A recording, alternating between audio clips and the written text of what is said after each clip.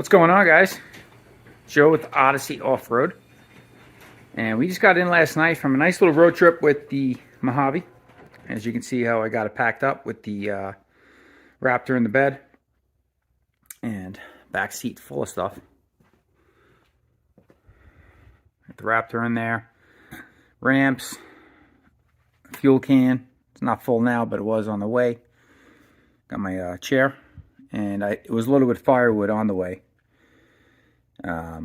So a little bit more weight than it is now, but pretty much this load there and back. And back seat loaded as well. Loaded to the hilt, actually. Got my camping gear and the cooler ice chest full on the other side. So just carrying a little weight, and aerodynamics aren't great on a Jeep, as you guys all know. And with the tailgate open and the Raptor in the bed, it does affect it. So I did a pretty big road trip. I figured before I get this thing unloaded, kind of show you what we were working with, and then talk about how she did. So let's get to it.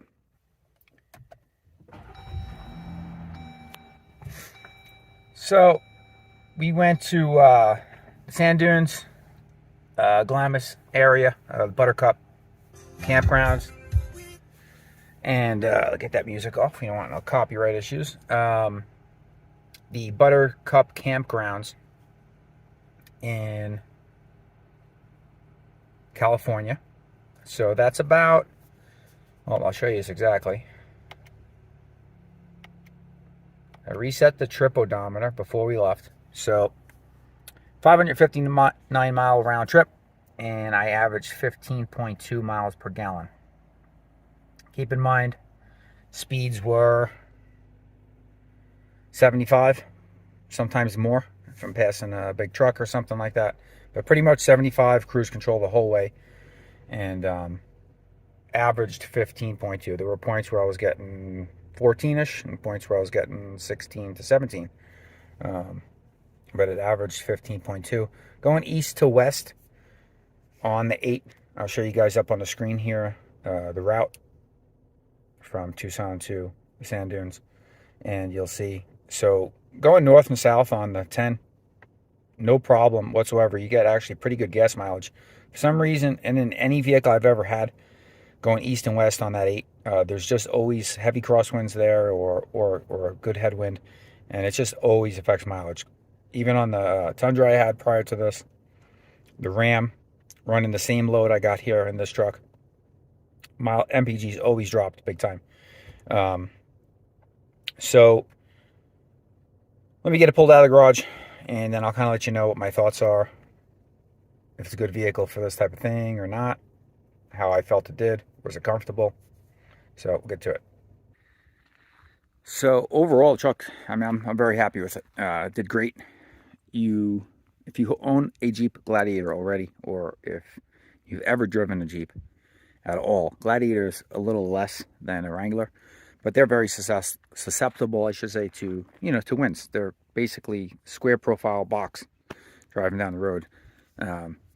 If you're not hitting in any crazy crosswind or headwinds, it gets great miles per gallon. I average close to 20. So, but if you're getting, if you hit any type of winds, it is susceptible. So as far as suspension, stock Mojave, carrying the weight. On the way there with the firewood and the full tank of fuel, plus the weight in the bed, plus the weight in the back seat, I should say, probably, well, just the bed alone, the Raptor's over 400 pounds, 5 gallons of fuel, a bunch of firewood, probably looking at close to 500 pounds in the bed, and then back seat cooler, full of ice, 25 pounds of ice, plus drinks, this, that, and the other thing, camping gear, probably another 75 pounds maybe back there. So give you an idea of weight. Truck sits dead level as it is, so pretty good. The Mojaves do have a 1-inch lift in the front, so they don't have as much rake as any other Gladiator would. Even a Rubicon would be an inch lower in the front factory, so you'd have an inch more rake. The Mojave, you get about an inch and a half rake from the factory. So it's now sitting about dead level. I didn't measure, nothing scientific here, but just eyeballing it. It's pretty dead level. and drives absolutely awesome. The suspension, the shocks, factory shocks, the Fox shocks with the weight in the bed.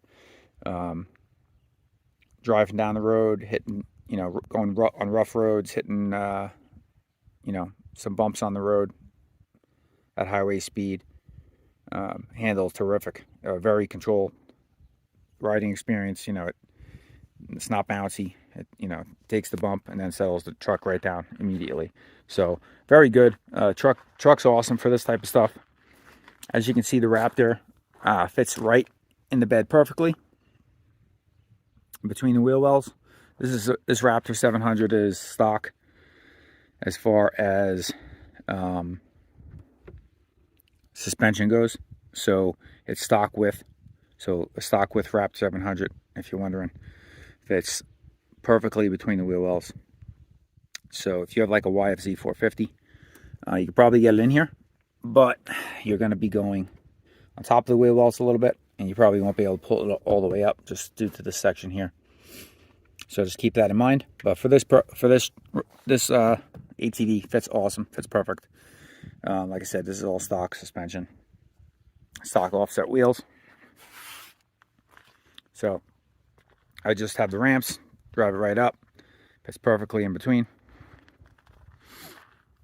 and serves its purpose, does its job. That's why I got that's why I have a truck, so I can carry my stuff in the bed, even if I'm towing quads on the trailer, which will be another trip here in a couple weeks. I'll have the trailer, the PJ trailer, 18-foot over there, loaded up completely with 4 ATVs, and then we'll be doing, we may be doing this trip with the family, so might have that thing loaded up and going out there. So I'll do a review on how it tows all that weight with all 4 of us in the truck too, and kind of guys get an idea on how it does that way. But everything else, truck stock, completely stock. I haven't done anything to it yet. As you guys know, if you follow the channel, I just recently got it, so it's got a little over 1,000 miles now, about 1,100 miles. And yeah, no problems. Does great. Drives awesome. Straight as an arrow on the road. These tires are terrific. These Falcon Wild Peaks on the highway, and off-road as well. Have had them before. Great tires. The truck itself, as a whole, does well. If you're thinking about, if you got a couple dirt bikes, an ATV, this width that would fit in the bed there. You're thinking about one of these, I would have zero hesitations. It serves its purpose well. You're not going to get 20 miles per gallon, but I did do this same load with just the Raptor in the bed, no firewood, no extra fuel, no nothing like that. Drove up to Phoenix from Tucson area, so that was much shorter trip, much shorter round trip. That was a couple weeks ago, and I got, almost 18 miles per gallon. That was just going north and south. Again, when you go for some reason east and west on that 10, you just hit a lot of crosswinds and headwinds there. It's always windy for some reason. It always affects miles per gallon on any vehicle I've ever taken that route. So just keep that in mind, depending on where you're driving and how you drive, and it could vary for you. But I would say that's probably worst case scenario with what we looked at here on this trip, the MPGs there. So I recommend the truck for these purposes. It does well, better than other mid-sized trucks, I think, in its category. The Tacoma specifically, the wheel wells in between in the bed, the Raptor wouldn't even fit between the wheel wells, and that's one of the reasons I haven't bought Tacoma since I've been back in the ATV lifestyle, because you can't really fit a lot in the bed. Is narrower. The way they design the beds on these is the same length, it's still 5 feet, but you got a little more between the wheel wells. You got a little more versatility out of the bed. So it comes in, and those few inches come in handy. So 2 thumbs up. Road trip was awesome, super comfortable. Sound system on this truck is great. It's nice for road trips. Drives nice, steers nice. Zero complaints with it. Really, really good. About what I expected it would be. And like I said, I've had a Mojave in the past. If you frequent the channel, you'll remember, had one about 1.5 years ago, and we did a bunch of stuff with that. So stay tuned for more on the Mojave. I got some parts coming in for it. We're going to be doing some install stuff, some small stuff, some not so small stuff, and we'll get all that stuff put in. So smash the thumbs up button on your way out. We'll do a review with towing with the Mojave, full load of ATVs. Probably about, with the trailer and all the quads, probably going to be 44,000 pounds ish. So we'll see how she does with that. Yeah, so stay tuned. Smash the thumbs up button, subscribe to the channel. We'll check you guys out later.